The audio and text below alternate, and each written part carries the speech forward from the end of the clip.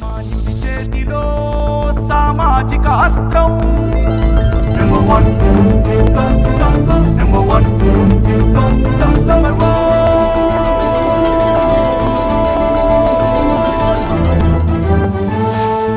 Number one.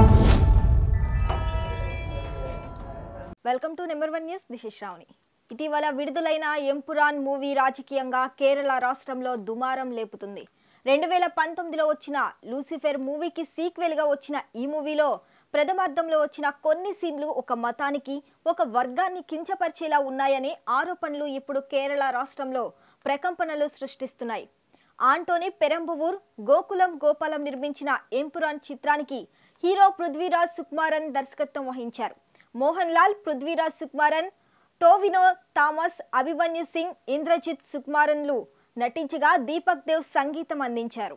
2 రోజుల క్రితం కేరళ ముఖ్యమంత్రి పినరయి విజయన్ ఈ చిత్రాన్ని చూసి వివాదాస్పద అంశాలేవి ఈ చిత్రంలో లేవని, క్రియేటివిటీలో దర్శక నిర్మాతలకు స్వేచ్ఛనివ్వాలని చెప్పారు. అలాగే ఈ చిత్ర బృందానికి మద్దతుగా ఆయన నిలిచారు. అయినప్పటికీ కేరళ రాష్ట్ర వ్యాప్తంగా ఈ చిత్రంపై విమర్శలు వెల్లువెత్తుతున్నాయి. తక్షణమే వివాదాస్పద సన్నివేశాలను ఎంపురాన్ నుంచి తీసివేయాలని కొన్ని వర్గాలు ఆందోళనను తీవ్రతరం చేశాయి.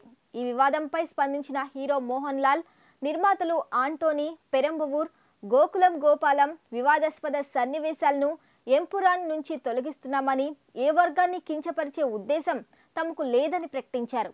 హీరో మోహన్ లాల్ ప్రజలకు క్షమాపణలు సైతం చెప్పారు. కాగా దర్శకుడు పృథ్వీరాజ్ సుకుమారన్ తల్లి మల్లిక ఈ విషయంపై సోషల్ మీడియా వేదికగా స్పందించారు. తన కుమారుడు ఎవరిని మోసం చేయలేదని, సోషల్ మీడియాతో తన కుమారుడు పృథ్వీరాజ్ సుకుమారన్ పై తప్పుడు కథనాలను రాస్తున్నారని, హీరో, నిర్మాతలు, ఇతర నటీనటులు స్క్రిప్టును పూర్తిగా చదివిన తరువాతే తన కుమారుడు ఎంపురాన్ చిత్రాన్ని తెరకెక్కించారని మల్లిక పేర్కొన్నారు.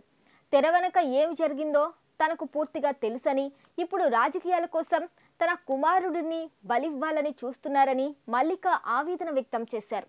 హీరో మోహన్ లాల్, నిర్మాతలు తన కొడుకుది తప్పని ఎక్కడా చెప్పలేదని కూడా మల్లిక సోషల్ మీడియా వేదికగా తెలిపారు. ఈ వివాదంపై తాను స్పందించకూడదని అనుకున్నానని, కానీ రోజురోజుకు ఇది మరింత వివాదంగా మారడం, తన కొడుకును దోషిగా నిలబెట్టాలని చేస్తున్న ప్రయత్నాలు చూడలేక ఈ ప్రకటన చేస్తున్నట్లు పృథ్వీరాజ్ సుకుమారన్ తల్లి మల్లిక చెప్పారు. ఏది ఏమైనప్పటికీ ఈ వివాదం ఏ విధంగా ముగుస్తుందో వేచి చూడాల్సి ఉంది. మరిన్ని లేటెస్ట్ అప్డేట్స్ కోసం చూస్తూనే ఉండండి నెంబర్ 1 న్యూస్. సామాన్యుడి చేతిలో సామాజిక అస్త్రం. సామాన్యుడి చేతిలో సామాజిక అస్త్రం నెంబర్ వన్ నెంబర్ వన్